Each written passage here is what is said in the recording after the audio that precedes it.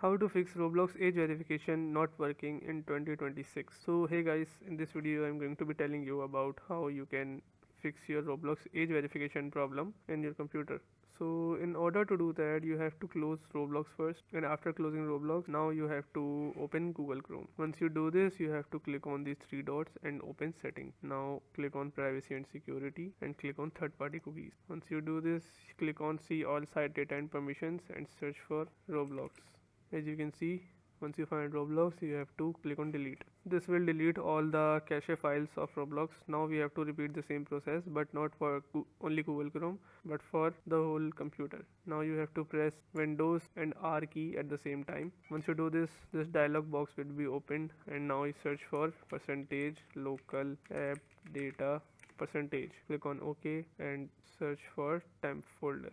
Go into the temp folder and search for Roblox. Once you find Roblox, you have to delete this folder completely, and now the age verification problem should be fixed.